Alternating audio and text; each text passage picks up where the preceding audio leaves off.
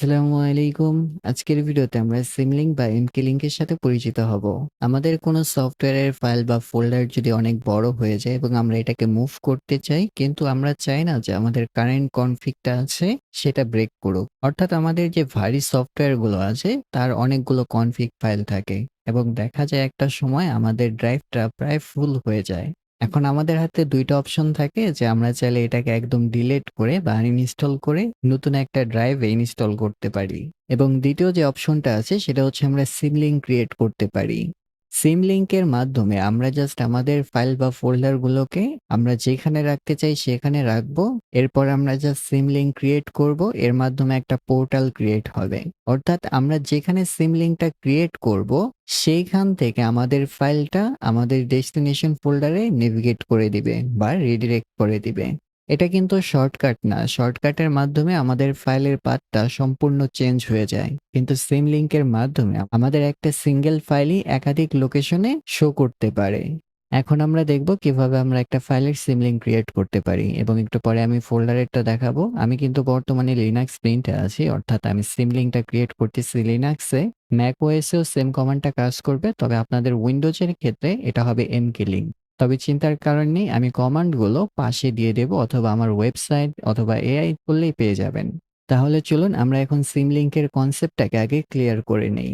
আমি বর্তমানে আছি আমার টেক্সট ফোল্ডারে এবং এই ফোল্ডারে আমি একটা ফাইল ক্রিয়েট করতে পারি। ধরা যাক আমরা একটা টেক্সট ফাইলের ভেতরে আই এম ফ্রম টেক্সট লেখাটা রাখবো এবং এটা আমরা রাখতে পারি মাই টেক্সট এর ভেতরে। এবং আমরা যদি এটাকে এখন ভিম দ্বারা ওপেন করি তাহলে দেখতে পাবো যে আমাদের এইখানে টেক্সট লেখাটা আছে। ভিম দ্বারা ওপেন করা লাগবে না, আপনারা চাইলে ক্যাট বা ব্যাট কমান্ডও ব্যবহার করতে পারেন। তখন আপনারা কনসোলে দেখতে পাবেন যে এখানে আমাদের এই ইনপুটটা শো করতেছে। এখন আমরা চাচ্ছি যে আমাদের এই টেক্সট ফাইলটাকে আমরা আরেকটা ফোল্ডারে মুভ করব, কিন্তু ২ টা ফোল্ডার থেকে আমরা ডিরেক্টলি এডিট করতে পারবো। আমি আমার টার্মিনালটাকে স্প্লিট করে নিচ্ছি এবং ধরা যাক আমি এখন একটা ফোল্ডারে যাব। আমার টেম.ডাব্লিউ একটা ফোল্ডার আছে সেখানে যাব এবং এইখানে আরেকটা ফোল্ডার আছে আই থিংক এক্সাম্পল, এখানে যাব। আমি এটাকে ক্লিয়ার করে আপনাদের যদি দেখাই এলএসএল কমান্ড দ্বারা, তাহলে দেখতে পাচ্ছেন যে এখানে কোনো ফাইল নেই। এখন আমি চাচ্ছি আমার এই টেক্সট ফোল্ডারে যে mytext.txt ফাইলটা আছে, এটা আমাদের এখানে সিম লিঙ্ক আকারে থাকবে। অর্থাৎ আমরা এখান থেকেও আমাদের ওই ফাইলটাকে এডিট করতে পারবো এবং এইখানে যখন থাকবো এখান থেকেও আমাদের ফাইলটাকে এডিট করতে পারবো। উইন্ডোজ অথবা ম্যাকওএস এ আমরা সিম্বলিক লিঙ্ক ক্রিয়েট করার জন্য এলএন কমান্ডটাকে ব্যবহার করে থাকি। আপনারা চাইলে ম্যান কমান্ড দ্বারা এলএন দেখতে পারেন। তখন আপনারা এখানে দেখতে পাবেন যে সিম্বলিক লিঙ্কের অনেকগুলো অপশন আছে। আমরা যেটাই আগ্রহী সেটা হচ্ছে আমাদের সিম্বলিক লিঙ্ক। অর্থাৎ লিঙ্ক ক্রিয়েট করার জন্য আমরা ড্যাশ এস ব্যবহার করব, এর মাধ্যমে আমাদের সিম্বলিক লিঙ্ক ক্রিয়েট হবে। আপনারা চাইলে পুরো ম্যান পেজটা পড়ে নিতে পারেন, but we are not interested. এখন আমরা যেটা করব সেটা হচ্ছে আমাদের এখানে যে mytext.txt ফাইলটা আছে এটাকে আমরা সিম্বলিক লিঙ্ক করে এখানে রাখবো। একটা সিম লিঙ্ক ক্রিয়েট করার জন্য আমরা লিনাক্সে এলএন কমান্ডটাকে ব্যবহার করি। দেন আমরা ড্যাশ এস দেব, কারণ এটা কি আমাদের সিম্বলিক লিঙ্ক। উইন্ডোজের কমান্ডটা আমি পাশে শো করে দেব, সেটা আপনারা দেখে নেবেন। এরপর আমরা এখানে সোর্স পাথটাকে দেব। আমাদের সোর্স পাথটা কিন্তু আমাদের ফুল পাথ হবে, অর্থাৎ প্রথমে আমাদের হোম থেকে শুরু হবে, দেন আমাদের টেক্সট ফোল্ডারের ভেতরে আমাদের মাই টেক্সট ফাইলটাকে আমরা মুভ করে রাখবো আমাদের এই টেম.ডাব্লিউ এক্সাম্পলের ভেতরে। আমরা এখানে পিডি.ডাব্লিউ কমান্ড দ্বারা দেখতে পারি যে আমাদের এটা হচ্ছে ফুল পাথ। সো আমরা চাইলে এটুকু কপি করতে পারি অথবা আমরা জাস্ট এখানে লিখতে পারি যে আমাদের এই ফাইলটা চলে যাবে আমাদের টেম.ডাব্লিউ ফোল্ডারে এবং এরপর এটা চলে যাবে আমাদের এক্সাম্পল ফোল্ডারের ভেতরে। যেহেতু আমরা একটা ফাইলের সিম্বলিক লিঙ্ক ক্রিয়েট করতেছি, তাহলে আমরা এখানে একটা ফাইল নেম দিতে পারি। ধরা যাক এটা হচ্ছে আমাদের text.txt এবং আমরা এন্টার প্রেস করব। তাহলে কিন্তু আমাদের এখানে কোনো কিছুই শো করেনি। বাট আমরা যদি এখানে এসে ls কমান্ডটাকে রান করি তাহলে দেখতে পাচ্ছি আমাদের text.txt আছে। আমরা একটা কাজ করতে পারি, সেটা হচ্ছে আমরা ক্যাট কমান্ডটাকে রান করে দেখতে পারি যে আমাদের এখানে কি আছে। আমাদের এক্সাম্পল ফোল্ডারে যে text.txt আছে এর ভেতরে কিন্তু এই জিনিসটা আছে এবং আমরা যদি আমাদের উপরেরটাকেও দেখি তাহলে দেখতে পাবো যে সেম জিনিসই আছে। যেহেতু আমাদের ২ টা ফাইলই এখন সিম্বলিক লিঙ্ক, আমরা যদি এটাকে এখান থেকে চেঞ্জ করি তাহলে এটাও চেঞ্জ হওয়ার কথা। তাহলে আমরা এটাকে চেঞ্জ করে দেখি। এখানে আমাদের এটা আছে, এরপর আমরা এখানে দিতে পারি যে এক্সটেন্ডেড ফ্রম এক্সাম্পল এবং এটাকে আমরা সেভ অ্যান্ড কুইট করতে পারি। এখন আমরা যদি আমাদের উপরের টার্মিনালে যাই এবং আমরা ক্যাট কমান্ডটাকে রান করি তাহলে আমরা দেখতে পাচ্ছি যে আমাদের এই ফাইলটাও কিন্তু চেঞ্জ হয়েছে। কিন্তু আমরা কিভাবে বুঝবো কোনটা আমাদের সিমলিঙ্ক ফাইল এবং কোনটা আমাদের অরিজিনাল ফাইল? আমরা যদি সিমলিঙ্কের ফাইলের কালারের দিকে দেখি তাহলে দেখতে পাবো এটার কালার কিন্তু একটু ডিফারেন্ট। কিন্তু আপনার ক্ষেত্রে ডিফারেন্ট থিমও হতে পারে। সো আমরা আমাদের অরিজিনালটাকে আগে দেখি। এটাকে দেখতে পাচ্ছি জাস্ট আমাদের নরমাল টেক্সটের মতোই শো করে। আমাদের এই ফোল্ডারের ফাইলগুলো সিমলিঙ্ক অথবা সিমলিঙ্ক কিনা সেটাকে ভেরিফাই করার জন্য আমরা lsl কমান্ডটাকে রান করতে পারি। যখন আমরা এই কমান্ডটাকে রান করতেছি তখন একটা জিনিস খেয়াল করুন, আমাদের মাই টেক্সট এখানে শো করতেছে। এরপর আমাদের অ্যারো পয়েন্ট করতেছে, দেখাচ্ছে যে আমাদের এই ফাইলের অরিজিনাল যে লোকেশন সেটা হচ্ছে এইটা। এবং আমরা চাইলে ঠিক একই কমান্ড এখানে রান করতে পারি।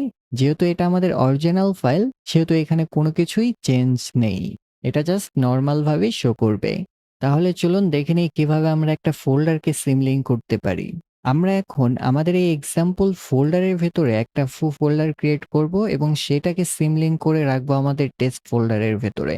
অর্থাৎ আমরা আমাদের এক্সাম্পল ফোল্ডারের ভেতরে একটা ফোল্ডার ক্রিয়েট করতে পারি ফো নামে এবং এখানে আমরা অনেকগুলো ফাইলও রাখতে পারি। আমরা প্রথমে আমাদের ফোল্ডারে যাই এবং এখানে আমি কতগুলো ফাইল ক্রিয়েট করব। আমি ভিম দ্বারা ক্রিয়েট করতেছি, আমার সুবিধা হবে। আমি ওয়েলটাকে ব্যবহার করতেছি। সো ধরা যাক আমাদের এখানে text.md থাকবে একটা, দেন আমাদের আরেকটা ফাইল থাকতে পারে foo.md, দেন আমাদের থাকতে পারে সামথিং। এটা একটা ফোল্ডার ফোল্ডারের ভেতরে আরো কিছু থাকতে পারে। আমরা এখানে লিখতে পারি যে stock.md এবং সবগুলোকে আমি সেভ করে নিচ্ছি এবং এখান থেকে কুইট হই।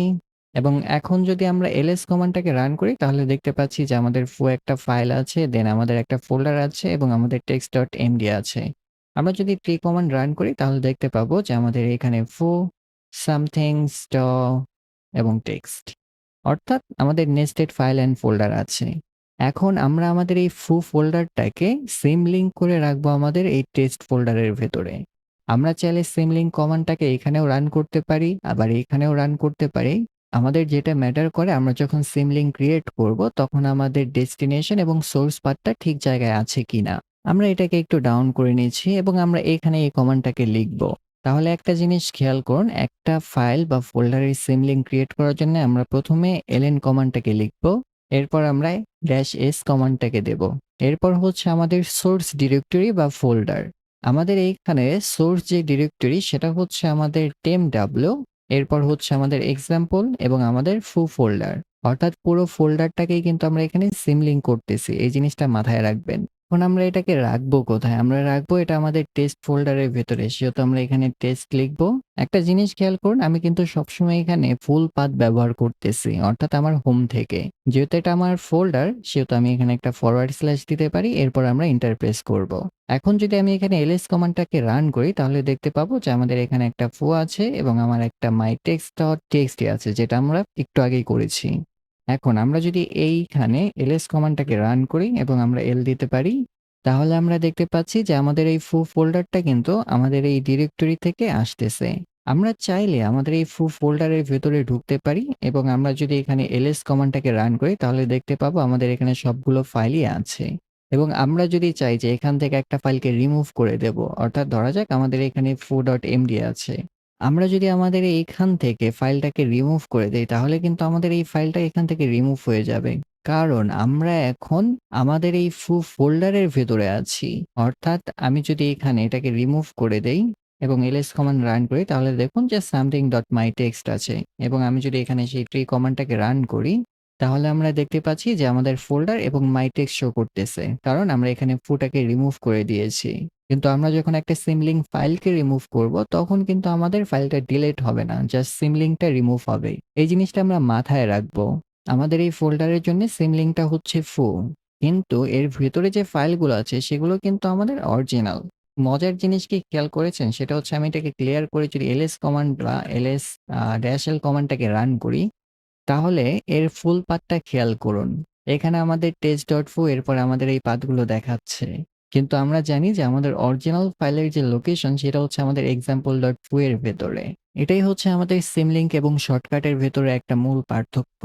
অর্থাৎ আমাদের সিমলিঙ্ক আমাদের পুরো ফাইল বা ফোল্ডারটাকে রিডিরেক্ট করে দেয়। কিন্তু আমাদের শর্টকাট কিন্তু আমাদের সেই ফোল্ডারে নিয়ে যেত। আমরা চাইলে একটা কাজ করতে পারি, আপনাদের দেখাতে পারি। আমি যদি আমার ফোল্ডারটাকে ওপেন করি তাহলে এখানে খেয়াল করুন এটা হচ্ছে আমার সেই ফোল্ডার এবং এখানে যখন আমি ক্লিক করব আমার উপরের পাথ কিন্তু চেঞ্জ হয়নি। আমার উপরের পাথ কিন্তু একই আছে। অর্থাৎ আমি যদি টেক্সটে ক্লিক করি এটা আছে, আবার এখানে ক্লিক করি এটা দেখাচ্ছে। আমাদের ফাইলের লোকেশন কিন্তু শর্টকাটের মতো জাম্প করেনি। এটা জাস্ট রিডিরেক্ট করে আমাদের সেই ফোল্ডারে নিয়ে গিয়েছে। কিন্তু আমি যদি হোমে ক্লিক করে আমার সেই ফোল্ডারে যাই, তাহলে দেখুন এইখানে আমাদের এই ফোল্ডারটা আছে। আমরা চাইলে এখানে LSL দ্বারাও দেখতে পারি যে আমাদের ফাইলের ডেস্টিনেশনটা কোথায়। আমরা যদি চাই যে আমাদের সিমলিংকটাকে রিমুভ করব, আমরা কিন্তু রিমুভ করতে পারি। এতে করে আমার ফাইল বা ফোল্ডার ডিলিট হবে না। অর্থাৎ যেহেতু আমার এইখানে আমার এই টা সিমলিংক, আমি জাস্ট এখানে rm foo দিতে পারি।